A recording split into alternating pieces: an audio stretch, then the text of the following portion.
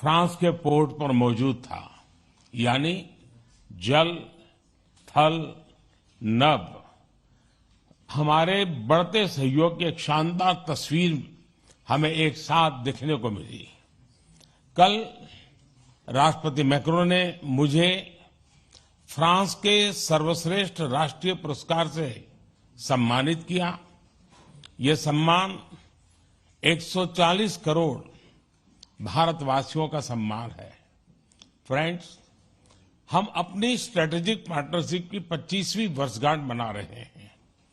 बीते 25 वर्षों के मजबूत आधार पर हम आने वाले 25 वर्षों के लिए रोड मैप तैयार कर रहे हैं।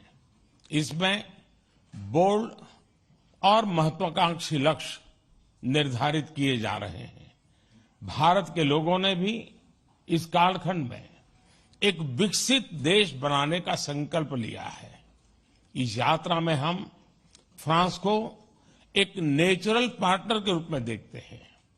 2 दिनों में हमें आपसी सहयोग के सभी क्षेत्रों पर विस्तार से बात करने का अवसर मिल रहा है।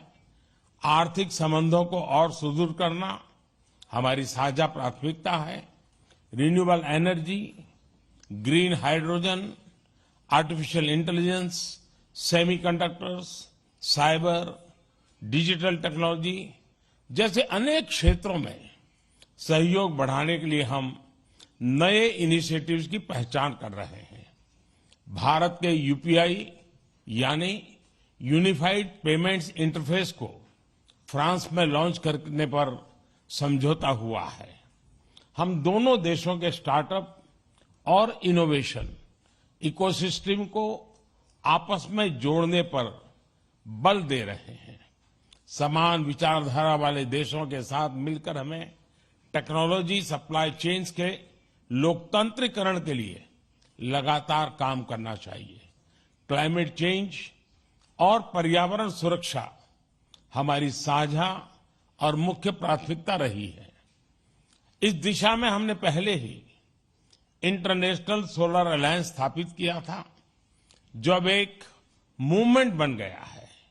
अब हम ब्लू इकोनॉमी और ओशन गवर्नेंस के रोडमैप पर तेजी से काम करना चाहते हैं।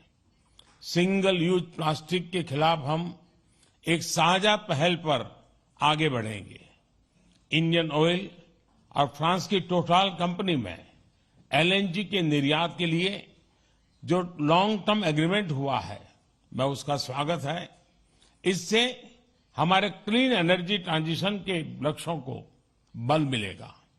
अब से कुछ देर बाद हम भारत फ्रांस सीईओज फोरम में भी हिस्सा लेने वाले हैं। दोनों देशों के बिजनेस प्रतिनिधियों के साथ आर्थिक सहयोग मजबूत करने पर विस्तार से चर्चा होगी। फ्रेंड्स, रक्षा सहयोग हमारे संबंधों का एक मूलभूत स्तंभ रहा है। यह दोनों देशों के बीच गहरे आपसी विश्वास का प्रतीक है। मेक इन इंडिया और आत्मनिर्भर भारत, इसमें फ्रांस एक अहम पार्टनर है।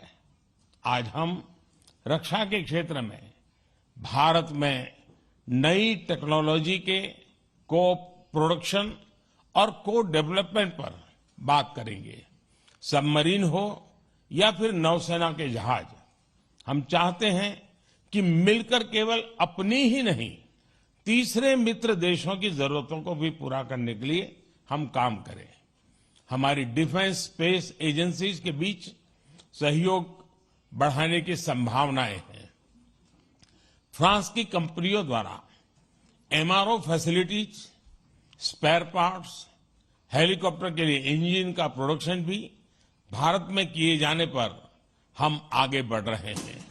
हम इसमें हमारे सहयोग को और सशक्त करने पर बल देंगे। सिविल न्यूक्लियर क्षेत्र में सहयोग को आगे बढ़ाते हुए हम small and advance modular reactors में सहयोग की संभावना पर चर्चा करेंगे। आज भारत में चंद्रयान के सफल लॉन्च पर पूरा भारत उत्साहित है। यह हमारे वैज्ञानिकों की बहुत बड़ी उपलब्धि है। अंतरिक्ष के क्षेत्र में भारत और फ्रांस का पुराना और गहरा सहयोग है। हमारी स्पेस एजेंसीज के बीच नए समझौते हुए हैं। इसमें सैटेलाइट लॉन्च सर्विसेज, समुद्र और धरती के तापमान और वातावरण को मॉनिटर करने के लिए तृष्णा सैटेलाइट बनाने का काम शामिल है। Space based maritime domain awareness जैसे क्षेत्रों में भी हम अपना सहयोग बढ़ा सकते हैं। फ्रेंड्स, भारत और फ्रांस के बीच लंबे समय से गहरे पीपल टू पीपल कांटेक्ट रहे हैं। हमारी आज की चर्चाओं से ये संबंध और मजबूत होंगे। हम फ्रांस के दक्षिण में मार्से शहर में नया भारतीय कॉन्सुलेट खोलेंगे। फ्रांस में पढ़े हुए भारतीय मूल के लोगों के लिए लॉन्ग टर्म वीजा देने के निर्णय का हम स्वागत करते हैं। हम फ्रांस के विश्वविद्यालयों को भारत में अपने कैंपस स्थापित करने के लिए आमंत्रित करते हैं। दिल्ली में बनाए जाने वाले नए राष्ट्रीय म्यूजियम में फ्रांस एक पार्टनर के रूप में जुड़ रहा है। अगले वर्ष पेरिस में होने वाले ओलंपिक्स के लिए सभी भारतीय एथलीट्स बहुत ही उत्सुक हैं। इसके सफल आयोजन के लिए मैं राष्ट्रपति मैक्रो और उनकी पूरी टीम को शुभकामनाएं देता हूं। फ्रेंड्स, आज हम कई महत्वपूर्ण क्षेत्रीय और वैश्विक मुद्दों पर भी चर्चा करेंगे। इंडो पैसिफिक के रेसिडेंट पावर्स के रूप में इस क्षेत्र में शांति और स्थिरता के लिए भारत और फ्रांस की विशेष जिम्मेदारी है। हमारे सहयोग को एक रचनात्मक स्वरूप देने के लिए हम इंडो पैसिफिक कोऑपरेशन रोडमैप पर काम कर रहे हैं।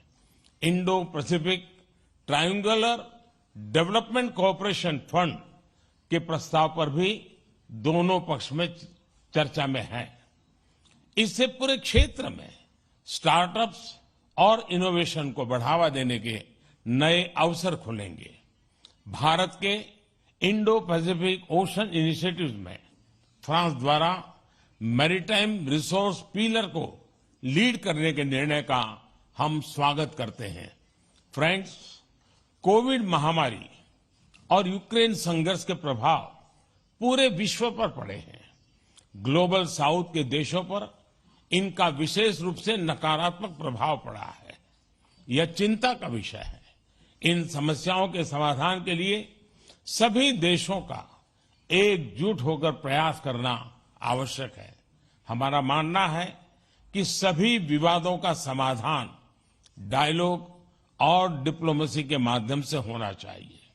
भारत स्थायी शांति की बहाली में योगदान देने के लिए तैयार है। आतंकवाद के विरुद्ध लड़ाई में भारत और फ्रांस हमेशा साथ रहे हैं।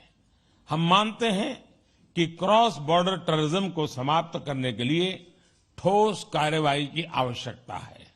इस दिशा में सहयोग बढ़ाने पर दोनों देश सहमत हैं। राष्ट्रपति मैक्रो इस वर्ष G20 समिट के दौरान आपका भारत में स्वागत करने के लिए मैं और सभी भारतवासी बहुत ही उत्सुक हैं। एक बार फिर आपकी मित्रता और मुझे दिए गए आदर सत्कार के लिए मैं आपका बहुत बहुत धन्यवाद करता हूं।